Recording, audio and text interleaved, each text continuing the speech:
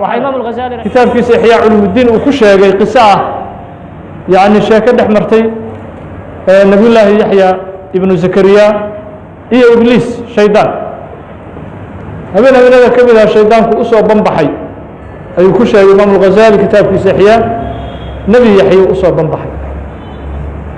markaasuu wuxuu yihi nabiy llaahi yaxyow adiga macsuumaa tahay oo dee ambiyada iyo rususha ilaahaba xifdiyey oo shayaadiinta ilaahay wuu ka ilaaliyey iyo dunuubta adiga macsuumaa tahay laakiin waxaan rabaa inaan ku naseexeeya naseexa iga dhegeyso nabiy llaahi yaxya wuxuu yidhi shaydaan kaadi baa tahay ibliis naseexana ma taqaanide laakiin habkaad wax u fasaadiso wax iga sheeg qaabka aad siriqda u dhigto oo bini aadamka aad u duuflaaliso wax ka sheeg naseexo ahal uma tihida wuxuu yihi bini aadamku waa saddex nooc saddexaan u qaybinay yuri bini aadamka hadday yani shayaadiintii aan nahay saddex ayaan u kala qaybinay yuri qayb wuxuu yidhi waa qolo marna naga adkaata marna aan ka adkaano waxaan dhisnaba dumiya waxaan dhisno waa dumiyaan gurigaan dhisaynaa waa duminaya gurigaan dhisaynaa waa duminaya qoladaas maxay yihiin wuxuu yidhi ibliis hum اlmukhiruuna biاlistikfaar waa kuwa markaan dembi gelinaba istikfaarta badinayo istikfaartay badinayo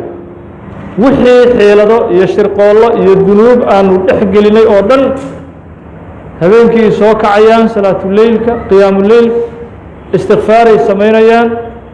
ilaah hortiisay ku ooyayaan waxay go-aansanayaan dembigaa dib dambe inaysan ugu laaban kuwaasi waa kuwa guriga markaan dhisnaba dumiya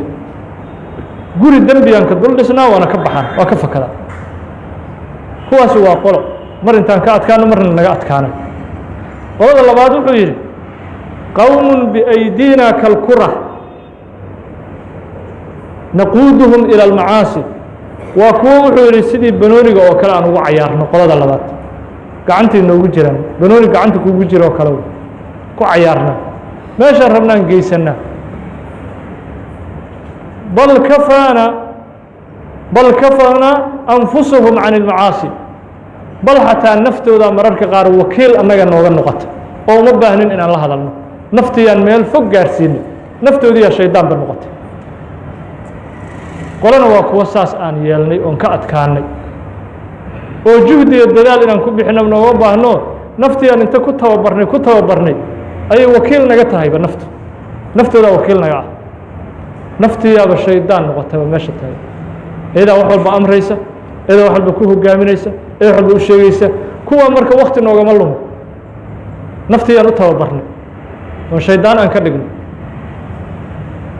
iyadaa wakiil nooga ah qofkaas qoladaas marka wuxuu yidhi saddexaad waa qolo la yidhaha macsuumiin oo adigu aad ka mid tahay nabiy llaahi yaxya oo ilaahayba dembi ka ilaaliyey meelaan usoo marno ma hayno meelaan usoo marnoba mama hayno iyo derbi aan uga soo boodno laakiin hal habeenaan jaaniskaa helay yuri nabiy llaahi yaxya wuxuu yidhi maxay tahay jaaniskaas habeenaa wuxuu yidhi cuntadii aad cuni jirtay qadar ka badan ayaad cuntay intaad cuni jirtay qadar ka badan